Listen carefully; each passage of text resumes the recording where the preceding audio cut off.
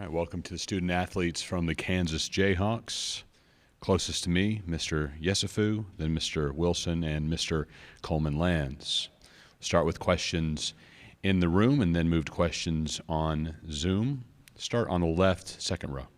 Jalen Wilson, Shea Wildebohr, Rivals, or JayhawksLand.com.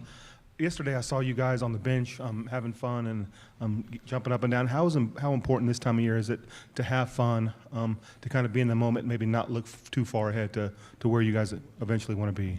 Oh, it means everything. I think in this tournament, you always have to take it one game at a time and enjoy every single game that you have, because it really is, win or go home. So, we're always happy and supporting our teammates, especially when we're clicking like that last night, and just showing emotion and showing how happy we are for everybody. Next question for the student athletes. Go in the front row on the right side. Joe, how do you guys keep it loose, keep having fun, and not succumb to the pressure? I feel like we gel well off the court. We're always around each other. I feel like that's a really big piece to it, not just being on the court with each other. We spend a lot of time with each other, so I feel like that being off the court with each other, that translates to how we play on the court, so we're more of a family. Stay in the front row on the right. Jalen, this question for you. You had some pretty good memories of the game against Creighton last year. Just what do you remember from that game, and what did you learn about the Blue Jays, if anything, that you can take into this season?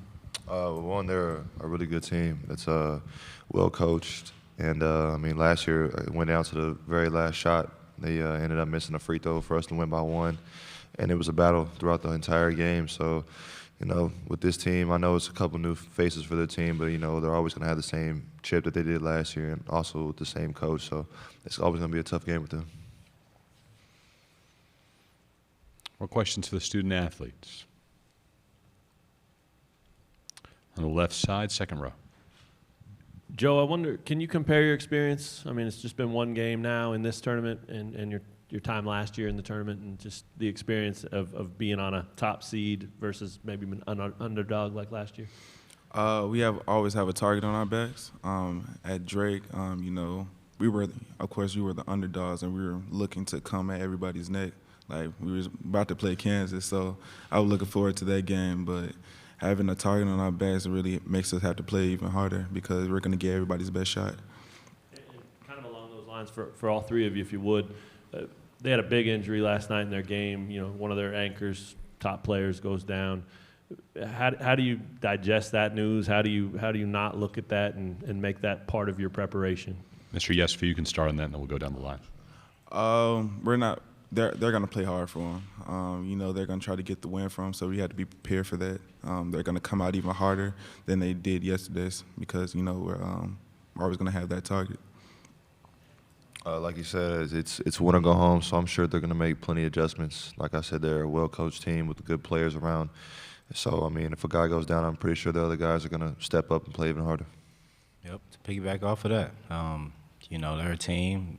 I'm pretty sure they're a family just like we are, and they're going to try to, make up for their loss. Well coached, and the energy will be there. So. I'm sorry.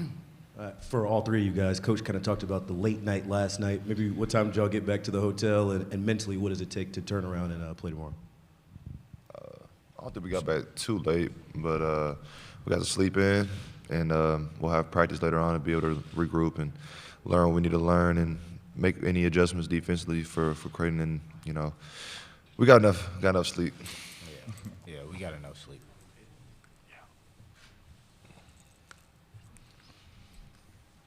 Front row, right side. Joe, what's possible with 2 point guards on the floor at the same time? We play faster. All our guards are really quick. And having 2 point guards on the floor makes it easier for us to create on the floor. And I feel like we gel more. We get guys open a lot. It's easier for us to get in the paint. I feel like it's great for us. Okay, left side. J. Cole, for you, you didn't watch it. You were here. I didn't see it, but I heard that on the broadcast last night, they kind of shed some light on your off-the-court stuff and the things you do in communities and just the difference you try to make for people. I wonder what that means for you to have that come to light on this stage and national audience and all that. Yeah, it's crazy. And even with you asking me, you know, I think it means something about, like, even to my team too, because they've been a part of this with me. So to be able to, you know, talk about it and then bring it to fruition, and then now seeing it on TV, and not only just locally but even on a mainstream, it's humbling. You know, it's humbling, and it knows that it's just kind of reassuring to me that there's value there, and that, you know, that I'm on the right path, because it's something I'm passionate about as well. So it's gratifying and it's humbling. So I mean, that's the best way to concisely summarize that. Second row on the left. I'm wondering, for all three of you guys, did you guys grow up watching this event? I mean, do you TV watch? Do you fill out brackets, or are you just focused on here? Or do you allow yourselves to have fun and kind of remember back to when you guys were kids watching this? Mr. Coleman Lands, you want to start? Yeah, for sure. I mean, I heard Jay Will say this is something we dreamed of as kids. You know, when you watch basketball, you want to see it at the pinnacle, and this is where champions are defined. So as a team, you know, looking at it now in retrospect, like just knowing that how important this is, you know, this is something that we've always thought about as kids, and now being in this position. So yeah. Yeah, I mean, growing up throughout school, in middle school, my teachers would put it on the screen for us during class, and we'd be able to watch games. And I just, you know, always wanted to be a part of it. And the only March Madness game I went to as a kid was that Connecticut game when it was when UConn won. And like I was like, man, like this is the championship. Like I want to be here one day. So now having the team and, you know, the capability of doing that is really special to me. And that's why, you know, I'm just trying to emphasize this one game at a time, and, you know, because I feel like we have the capability to be there. Like they said, it's definitely a dream come true. I did fill out some brackets, you know, back in the day, but, you know, none of them ever, you know, worked out. But it's definitely a dream come true. My teachers, like Jay Will said, they used to put them on in the classroom. One game I do remember is that UConn versus Pittsburgh game. When Kemba Walker hit the game-winning three, when he hit that three, that's when I realized I can't wait to be there. So this is definitely a dream come true.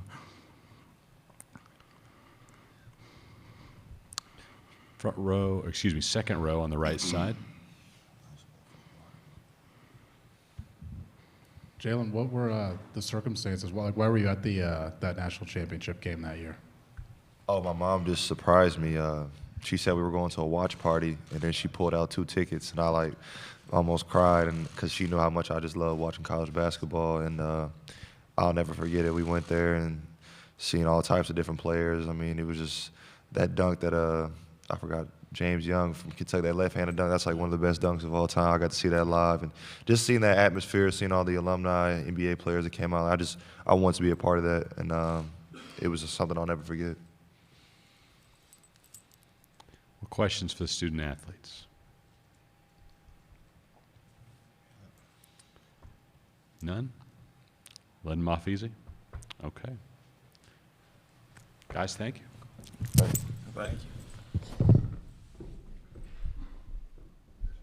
Where was that? It was in Dallas.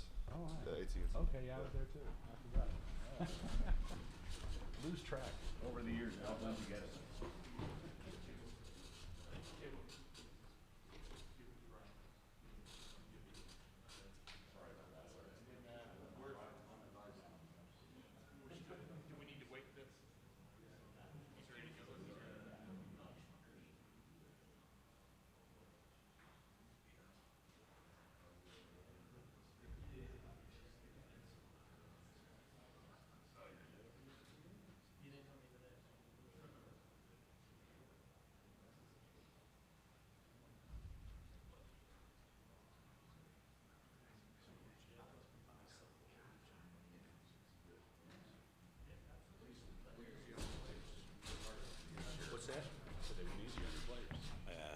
About 10 minutes short of our time.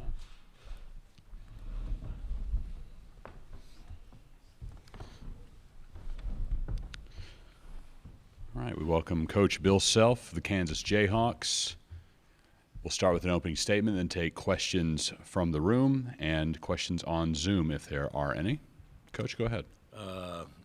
We're very excited, a little fatigued today, and last night was a late night or an early morning, so to speak, but can't wait to get on the practice floor here in a little bit and start preparing. Okay. Questions in the room. We'll start second row on the left. Hey, Coach, in an event that's so pressure-packed, how important is it for these guys to have fun, enjoy the ride, and is there anything you can do to kind of keep it light? Well, I we talk about that all the time about, this is the reward of months of hard work, and you don't want to look back and say, what if? So, you got to have fun. It's got to be a great memory, and the best way to make a great memory is to be focused and maybe give 5 or 10% more, and try to be as loose and as poised as you can be. And I've actually thought this team has handled that type of pressure for the most part pretty well. Regardless of how loose you hope to be, there's still going to be moments where you play tight. That's natural. But I think for the most part, this team has done a pretty good job with that. Front row on the right. Bill, Ryan Hawkins is a guy that was at Northwest Missouri State, a D2 player to D1. You got a D2 guy from Missouri Southern State on your team. Could you go in a little more detail about what the transition is for a D2 player into that D1 level and how you feel Ryan's been able to do so well at it this season? Well, we were watching tape earlier, and we were watching Ryan highlights, part of his edit tape, and I said, Cam, did he used to do this to you like he's doing to these guys? And he said, he never did me. My coach wouldn't let me guard him. And I said, yeah, because you couldn't. Basically, but I think that there's a misconception out there that if you don't play at a Division I level, you may not be quite as talented as some kids that do, and that's certainly not the case. And if you saw Northwest Missouri play, they could beat many teams. They almost beat Duke, a couple years ago in an exhibition game. So. He's talented. He can shoot. He's got a quick release. He's unbelievably skilled. He's a bull and tough, and I think he can make any team in America better. And he happens to be in a great system right now to do that. Stay in the front row. What's the trademark of McDermott's coaching style and his teams? I just talked to Mac a little bit ago. We go back quite a ways because he was. At Iowa State and in my earlier years in the league, and I would say back then, and maybe even some of the years at Creighton, I think his reputation would be one that his teams could really score and play loose and play free-minded. It's kind of been the MO for Iowa State, period. From Mac to Fred to Steve. TJ's a little different now, obviously, but that would kind of be what I would say would be kind of what the reputation would be. And this year, to me, they still score, but they become one of the best defensive teams in the country. Their identity, to me, is as much through toughness and defensively as it is offensively. And, and that's not saying anything negative or positive. That's just facts. Like I would say our identity for the most part this year has been on the offensive end rather than defensive end. And hopefully we're changing that a little bit as well. But I think his team plays with great toughness and can really guard. Keep it going on the front. Bill, how much about the scouting report changes when an impact player, a 7-footer like Kalkbrenner, goes down just last night? Well, it definitely changes. We try to say, okay, let's watch some tape when he didn't play, and to see what they did differently. And he played 30 minutes a game, and he played in every game this year. So there aren't a lot of opportunities to do that. And he's a really good player. He's got great feet, great hands, and he can block or alter about as well as anybody.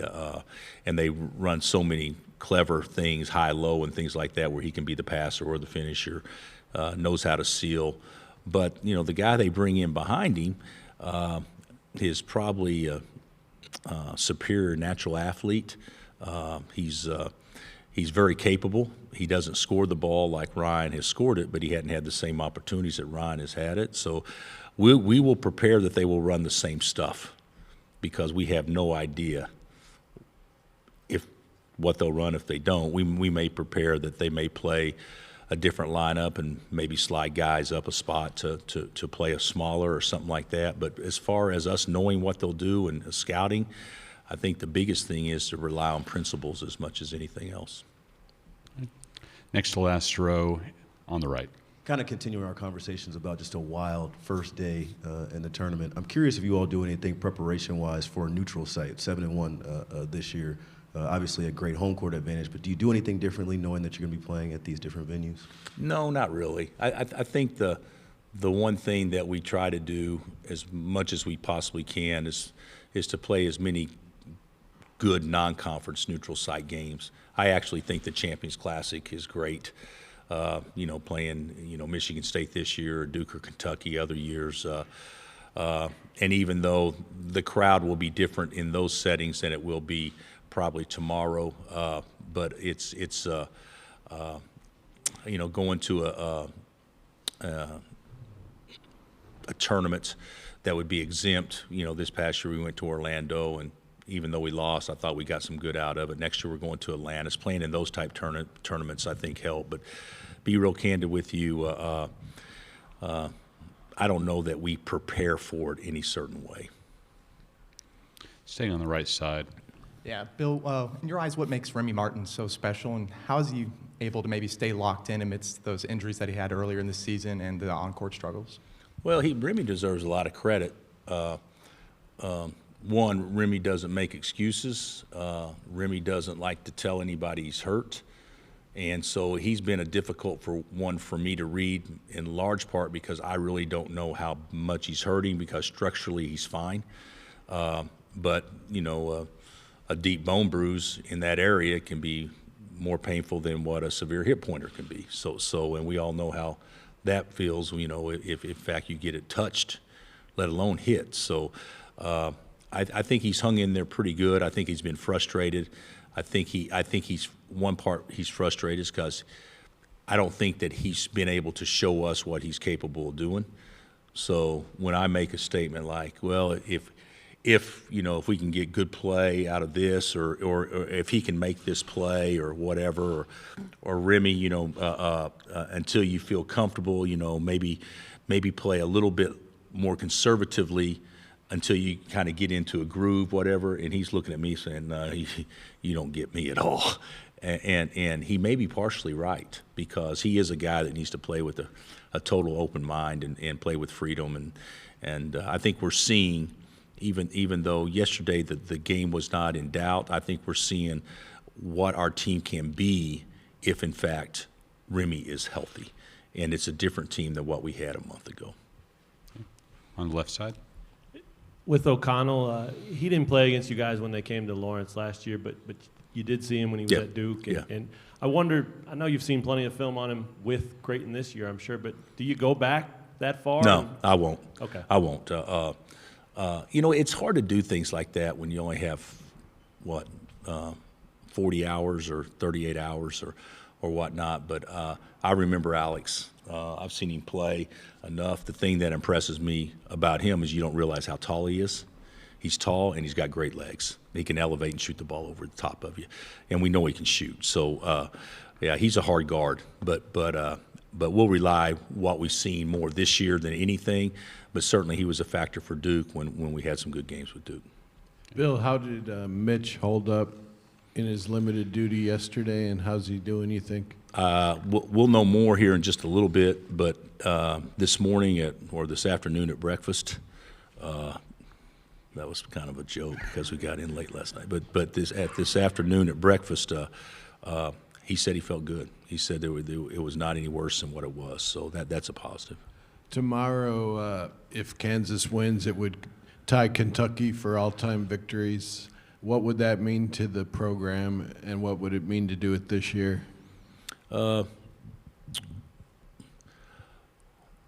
Personally, Gary, I don't even know if it registers on what it would mean to the program. What it would mean is we won another game. And playing in the Sweet 16 is far more important than tying that.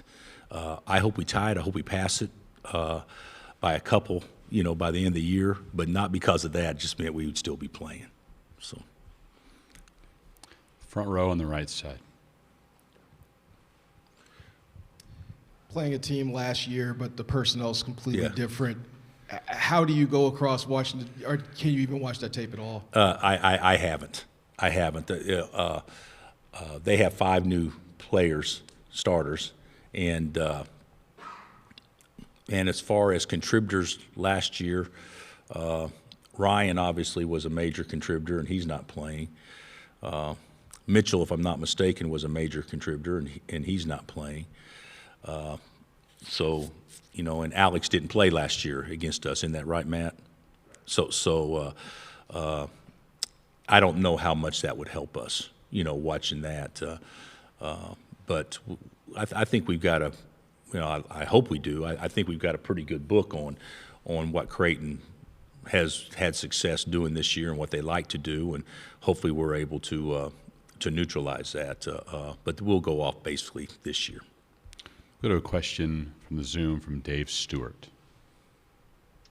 Coach, a lot of the fans seem to think that the conference is measured by how many teams make deep runs in the tournament. You've never seemed to really buy into that thinking. What is the measuring stick for the Big 12 this year overall in that, experts seem to think that it's been the best conference?